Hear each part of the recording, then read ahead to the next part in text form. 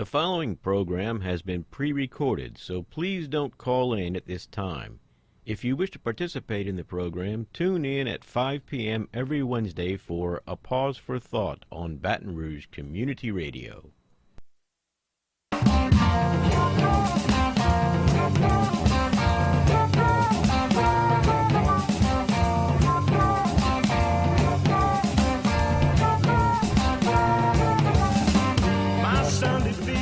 Good evening, fellow humans. This is Wayne Parker with A Pause for Thought here on Baton Rouge Community Radio, 96.9 FM here in Baton Rouge.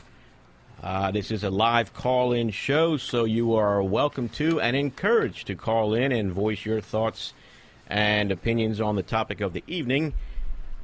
The only rules being, of course, that you do so respectfully, concisely, and as an opinion or reference, provide references if you can. Anyway, our topic for tonight will be America's dubious history of spreading democracy around the world. And what I meant by that when I did up the promo and worked the show is just how we have justified a lot of our interventions around the world throughout the course of this country's history. With me tonight to assist me in this are Lang Baker. Hey, Lang. Thank you. Wayne. And Johnny Parker. Hey, Wayne. Good to have you guys as usual. You're my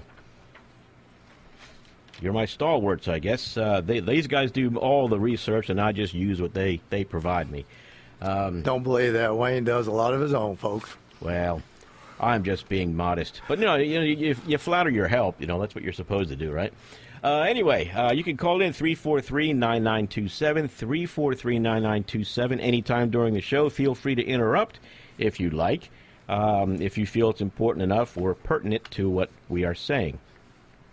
Okay, I'd like to start off with a quote from a speech given by retired Major General Smedley Butler, who he delivered the speech in 1933 after he left the Marine Corps.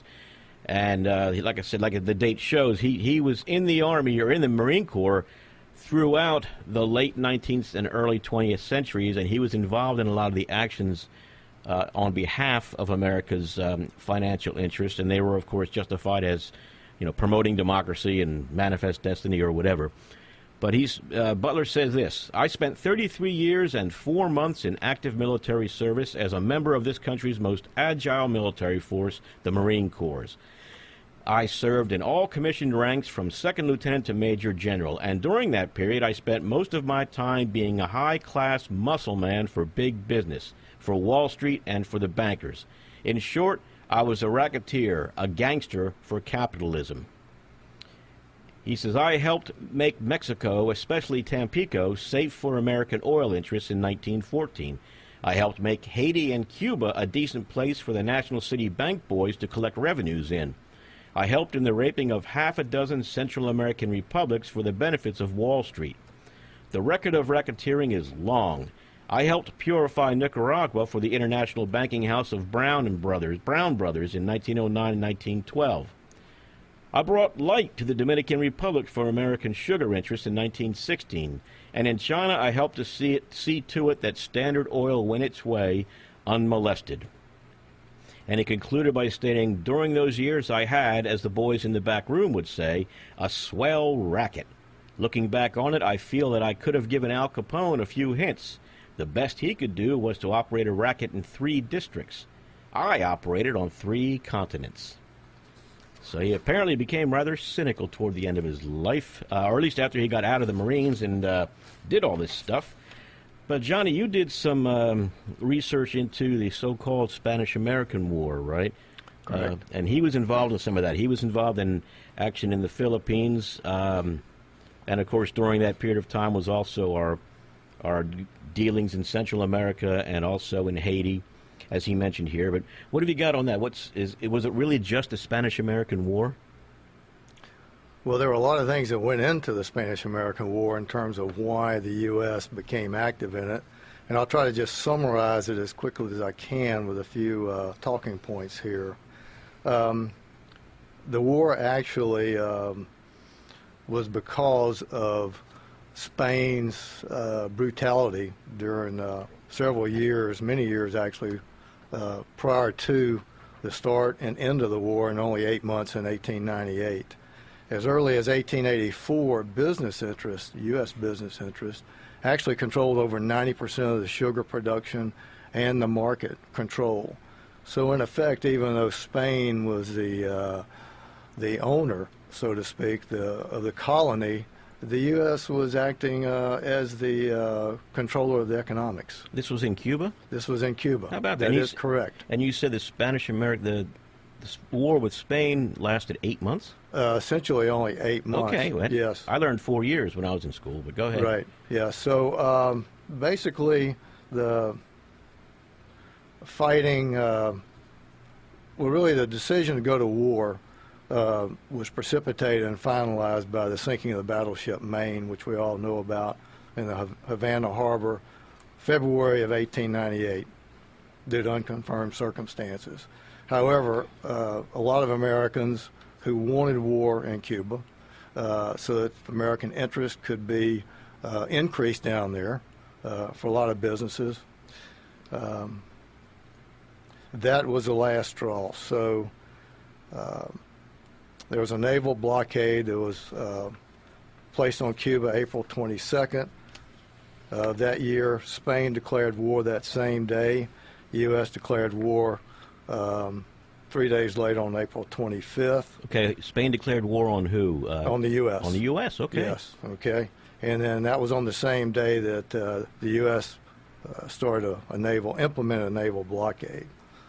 So actually the first battle of the war after the war was proclaimed was on May 1st, started on May 1st with the defeat of the Spanish National Forces defending the Philippines. Then on June 10th, the U.S. landed troops at Guantanamo Bay and Santiago in Cuba. And, of course, they defeated the garrisons there and destroyed the whole Spanish Caribbean squadron as it attempted to escape. Okay, but Johnny, you said you were talking about Cuba first, and then you said that the first battle was in Philippines? That's correct. I'll be darned. Yes. Okay. And one of the primary reasons was, the U.S. was also very interested in protecting strategically their interest in future interest in that area because of their existing businesses in China and Japan. And they wanted to grow those markets, and they wanted to protect those markets. The shipping. And particularly Germany was making its presence out there. And eventually, because of the Spanish-American War, Germany dropped out of that area. Okay. So that's one of the reasons that happened. Okay, but then how did the Philippines become part of the Spanish-American War? I guess Spain was in there, right? Yes. Obviously, Yes. Okay. Yes. So, all right. So actually, once they declared war on Spain, they had two fronts to go for. Okay. And for whatever reason, the Philippines got, the first battle. And then Cuba didn't last more than several months. Right. Well, what about... Okay, well, go ahead. Continue on. Yep. So the Treaty of Paris was ratified formally on December 10th, end of the year 1898. However, the Senate didn't ratify the treaty until the following February in 1899, and they ratified it by a margin of only one vote, which to me was very interesting. So as a result, of course, Cuba, they relinquished claims over Cuba. Cuba became a sovereign power, even though the U.S. had a lot of influence in Cuba. And then the U.S. Became responsible for Guam, Puerto Rico, and the Philippines. Okay, but the Philippines didn't come under our control just like that, though, did it? I mean, once Spain backed out of the war, we didn't just take over the Philippines, did we? The Philippines were included in the Treaty of Paris, which was December 10th, 1898. And as a result of that treaty, it was negotiated that the U.S. would pay Spain $20 million for the infrastructure that Spain had built in the Philippines. Okay. So according to the Treaty of Paris, yes, the war between U.S. and Spain ended with U.S. gaining control of the Philippines. Okay, Now, so some more fighting may have gone on inside the Philippines, but I don't have that information. oh well, I do. I looked into that. Actually, remember, as I mentioned at the beginning of your talk on this, Johnny, I was told in school, and I remember this clearly, and I believe this for many decades, that the Spanish-American War lasted 4 years. And in reality, our involvement in it lasted 4 years, but Spain, as you said, gave up and surrendered after 8 months. And the last 2 years and 4 months of war were spent by us fighting the Filipino soldiers. That, that's what it was. We fought them. In fact, I looked it up. I was thinking, this would be covered, so I didn't bring the stuff in. But yeah, we actually once we won their liberty, they thought, we didn't leave. We stuck around because we planned on doing that, and we got the permission from the European powers, but we didn't get the permission from the Filipinos, and we actually fought them in a bloody fight. I think looking through my stuff, going back through my stuff about Smedley Butler, he mentioned the heavy bloodshed that we caused with the Filipino forces and their civilians to subjugate them. But we ended up, after Spain backed out, we had to suppress the Filipinos before we could gain full control and exercise our, European granted rights. So that's part of our history there. And during that time, I think came the argument that we should have brought Hawaii into the Union. You mentioned that too during that. Did you cover any of that? I know you Yes, said during the war, the Spanish-American War, Hawaii was utilized as a strategic fueling station for the U.S. forces. And actually, several years earlier, the U.S. had made an agreement with the Republic of Hawaii, which was interestingly formed prior to that war. And that's when the U.S. built a base in Hawaii. Okay, I want to come down. Sure. I want to come back to that, Johnny. You're listening to A Pause for Thought with Wayne Parker, Lang Baker, and Johnny Parker here, talking about America's dubious history of promoting democracy throughout the world. And we're talking about the Spanish-American War here. We just shifted a little bit to Hawaii, and Johnny mentioned, oh, yeah, that means you can call in. I want to put that out there, too, with the phone number, 343-9927, 343-9927, if you'd like to call in and add anything to this. We don't have time to cover everything or research everything, so if you know something that we miss, please call in and share it with us. The little bit I've got on Hawaii, Johnny, American missionaries and others were in Hawaii for quite some time when it was under a monarchy. I think a queen reigned over it. And, of course, they were trying to convert them all and fulfill the white man's burden of promoting Christianity, white Anglo-Saxon Christianity throughout the world.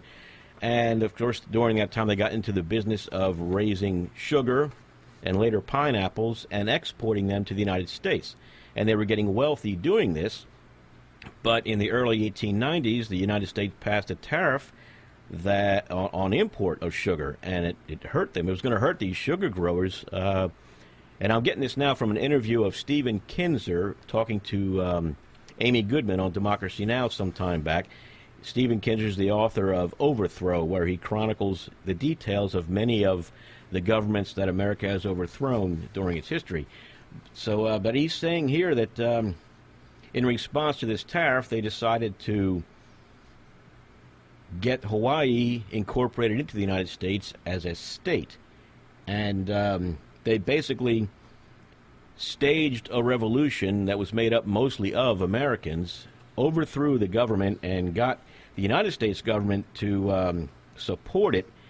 But, Johnny, you know a little more detail on that, but as I understand it, after their revolution, they brought in a naval vessel with Marines and implemented the Bayonet Constitution with the government. But they didn't become an American state at that time because there was a lot of opposition in America.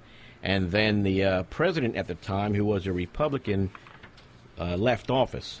and they had to wait for some time later until McKinley was in before they could reapproach that. And then, of course, in the ensuing years, the Spanish-American War started. People began pushing for Hawaii as a coal station, a midway point, and from there on, it was just, the stage was set for us to incorporate Hawaii into it. Did you get any more details on that? Yeah, just the interesting fact here was that you were talking about the American troops around prior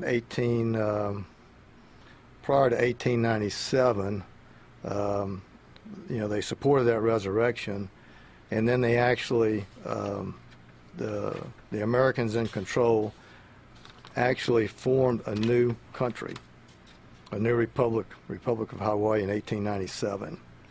And President McKinley agreed to that. And then after the war, the U.S. annexed Hawaii. We annexed it, okay, after the Spanish-American War, right. That's correct. And then it was sometime later. I guess there was still opposition to actually bringing in it as a state, or... Okay, I don't know. I don't recall it either. It probably required some kind of a vote by the Hawaiians, so that probably took further machinations on our part before they could become a state. Okay, that's some of the earlier years. I did a little bit here. We're going to move on to Lang, too, in a moment, but I figured since we're in this part of the history of the country, I'd also talk about America's involvement with Haiti. And this is from the Department of State, the Office of the Historian.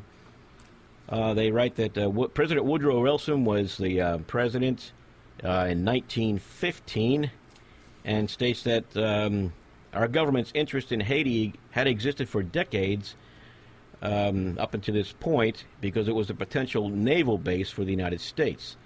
And it states here that Haiti's stability concerned U.S. diplomatic and defense officials for who feared that Haitian instability might result in foreign rule of Haiti. In 1868, President Andrew Johnson suggested the annexation of the island of Hispaniola, consisting of Haiti and the Dominican Republic. And recall, Smedley Butler mentioned his activities in the Dominican Republic to secure a U.S. defensive and economic stake in the West Indies. And then from 1889 to 91, Secretary of State James Blaine unsuccessfully sought a lease of Mole St. Nicholas, a city on Haiti's northern coast, strategically located for a naval base.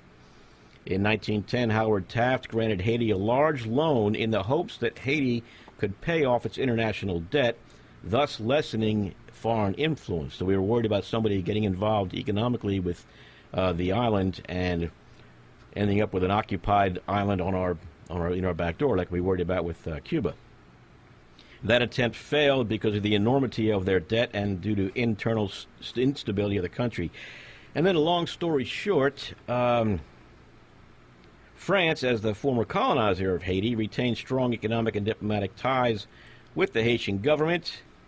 And in 1824 Franco-Haitian agreement, France agreed to recognize Haitian independence if Haiti paid a large indemnity. This is the reason why Haiti is so poor today. They took essentially all of Haiti's gold in return for having to give up all that property in human beings that France had in the form of slaves. And then later on, when President Wilson was in office, instability forced us to get involved there again directly, and of course, as been our modus operandi for a lot of our history, we then finally established a government that we could basically controlled over Haiti and calmed things down that way, and then made things safe for us until we gave them independence sometime later. But that was largely due to had nothing to do with their benefit, really. It was all for us, and that was kind of the point I wanted to bring up with our interventions here. And Lang, you covered some of the stuff in later years in Central and South America. Right. I was looking at what's been going on between the CIA and Latin American countries post-World War II. And it's interesting you were using the phrase "our interest," where I think from the quote you started the program with and from John's description of the Philippines and Cuba and how much economic interest there was by U.S. holders of economic interest, Well, that it's actually protecting the economic interest of the business class, the international business class in this country, rather than the interests of the citizens of this country as members of a global community of nations. right. And that's basically what the CIA was set up for as well. It was not the CIA in total. I mean, the CIA has intelligence gathering functions, but it's like one umbrella that covers two more or less distinct kinds of activities: intelligence gathering and covert operations. And they're under the same organization, but they're really serving two different purposes. And this covert operation wing or department or segment or whatever you want to call it of the CIA was set up in 1948, led by a Wall Street lawyer. And quoting from the secret founding document that set up that covert operation, their responsibilities included, quote, propaganda, economic warfare, preventive direct action, including sabotage, anti-sabotage, demolition, and evacuation procedures, subversion against hostile states, including assistance to underground resistance groups, and support of indigenous anti-communist elements in threatened countries of the free world. And by the late 40s, the CIA began recruiting American news organizations and reporters as part of their spies and disseminators of propaganda. So both gathering information and putting out false ops information. And how many times? This included the Washington Post, Sure. ABC, NBC, CBS, Time, Newsweek, Associated Press, UPI, Reuters, Hearst Newspapers, Scripps Howard, Copley News Service, and more. By CIA's own admission, at least 25 organizations and 400 journalists. Yeah, and come. how often over our lifetimes have we heard foreign countries screaming or arresting one of our journalists or diplomats, or even more recently, non-government agency, charity, or people in their countries because they were spying. And of course, we just mock them. Ha ha! That's silly. That's nonsense. They're making up stuff, and yet you're saying it right there. And also, in kind of the reverse side of that is how many times do people complain about other countries interfering in U.S. political activity when that's part and parcel of the CIA's covert operations in other countries. Yeah, right. So that's kind of a broad description of the context in which the CIA was operating beginning at that time period. And I would like to point out, too, that Smedley Butler mentioned that, or at least his biographer did, he subverted a lot of popular movements in Central and South America that were trying to overthrow the government that we installed or were supporting because they were, serving our interests. Right. So it's the CIA was just a more official version. The pattern goes back for decades before the creation of the covert ops section here in the late 40s.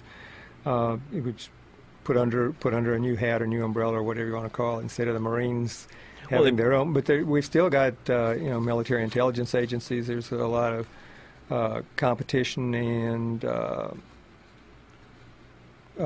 hesitancy to cooperate across agency lines in the intelligence gathering, which was one of the explanations given for failure to uncover the threat that produced 9/11.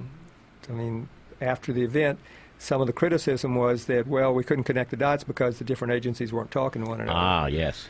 Yeah. So we're able to communicate well enough to disrupt other countries, but we can't keep them from disrupting ours, I guess. But anyhow. So just to give a brief rundown of some of the events in the countries in Latin America, in 1954, the CIA in Guatemala overthrew democratically elected president with a military coup. In 1959, in Haiti, the U.S. helped Papa-Doc Duvalier become the dictator. In 1961, unsuccessfully, there was a Bay of Pigs invasion sponsored by the CIA to attempt to overthrow the government of Cuba. And also in that same year, 61, we have the Dominican Republic, where the CIA assassinated a dictator, and because his business interests had begun competing effectively with the American economic interests. Man. So he was a dictator, and the CIA took him out because he was too much competition for the American business interests. Oh, so okay, so he bit the hand that fed him, I guess, and I mean, Well, we see that in other countries as and well. so we had to get rid of him. Okay, he This- no longer serves our purpose. Yeah. Yeah, well, you can see that in Saddam Hussein was Yes. a creature of U.S. Yeah, we'll have to get to that on another Yeah, show. But yeah. go ahead. So in the same year, 1961, also in Ecuador, the CIA-backed military forces that overthrew or forced the resignation of a democratically elected president. In 63, the CIA in Dominican Republic overthrew democratically elected president with a military coup. And in Ecuador the same year, the CIA-backed military coup overthrew the president. The next year in 64, a CIA-backed military coup overthrew the democratically elected government in Brazil. 65, popular rebellion in the Dominican Republic was crushed when the U.S. Marines Uh-huh. landed to help keep their military junta in control there. But those were commies, right? Those were threats to American interests. Well, how did they sell that to the American people? Did the American people even know about it? Well, I don't know whether it was covered on the front page or the back page in those years or not. I haven't gone through the newspapers to see how much attention it got in the press. But yeah, this was during the Cold War, so communism was the label slapped on any popular opposition to the governments in these countries. Yeah. And oftentimes, I guess they might have been simply because the communists were helping them against us, and maybe legitimately so. But either way, we weren't doing anything for their interests, for the country's interests. I'm sorry, but go ahead. Yeah. So in 71, you have Bolivia, where the CIA-backed military overthrew the president. And then you've got in 1973 in Chile, where the CIA overthrew and assassinated Salvador Allende, And that was elected. And I think that was after he nationalized their copper mines too. That was the motivating force there, I think. He nationalized several firms, U.S. firms there, including International Telephone and Telegraph, ITT. Interesting. Okay. Yeah. Yeah, and as I recall reading about that particular one, there were already some grumblings and some unrest in the country, and we simply picked the one we thought had the best chance of coming out on top and supported them. And we also provided propaganda and planted lies and agents provocateurs in areas to help that along. And we succeeded, and Salvador Allende, their democratically elected president, was killed in the end during the coup. Right, yeah. And so what you were just describing are the kinds of things that were in the description from the founding document that I read to you earlier about propaganda and supporting dissident forces within a country. Yeah, it occurred to me that maybe they brought it out in the open. When you were saying that, it occurred to me that they brought it out in the open. When Smedley Butler was doing it, of course, communications weren't that great. They could only use the Marines because anything else would require a declaration of war, as I understand it. But the CIA also came into being when they became better able to hide our involvement in a lot of these activities. We overthrew the democratic government of Iran in 1953, and most Americans thought that it was the coup was staged by Iranian generals, when in fact we had conspired with the British and those generals and funded them in order to conduct that coup. So it was all our thing in the beginning, but we were able to hide it from our own people, even if That sounds a lot like Chile as well. yeah. And a lot of this information came out years later, and through CIA files that have been made public in later years. Yeah, and I guess you went after the later years. Have you covered anything on the drug war, the stuff we've been doing with the DEA? No, I didn't Okay, go well, into that. Well, that's another thing right there, too. But I did want to point out, too, we mentioned earlier before the show, Nicaragua, I think it was, there were the banana wars. The United Fruit Company in America had huge plantations down there and were exporting huge volumes of bananas to America. and the laborers were being abused and exploited, and so they quit.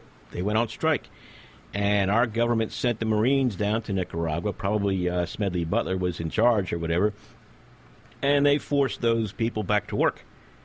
They basically, went down there armed and, forcibly brought those people back to work for the benefit of the United Fruit Company. And, of course, and like you mentioned, they've been fighting ever since to establish a just government.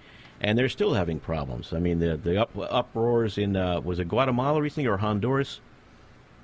A few years back, Honduras, another wave of refugees came this way, and that's all tied to American history there. In Honduras, it was recently where they kicked out the democratically elected president with a coup, and a lot of Latin American countries were calling it a coup, and Secretary Hillary Clinton refused to call it a coup because if it were called a coup, then there were U.S. laws that require them to cut off aid. Right, and of course we can't call it what it is if it's going to violate our laws, right? Right. Okay, we've got to go. Okay, we've got questions here. We got a couple more minutes because the clock on the wall is fast. I think the clock on the wall is slow, actually. Oh, you're right. We're going to go. Anyway, sorry about that. We've got communication problems here with the time, but we got to go now. You've been listening to Wayne Parker, Pause for Thought. Thank you, Lang Baker and Johnny Parker. This is Baton Rouge Community Radio, 96.9 FM here in Baton Rouge. We thank you for listening. Have a good evening.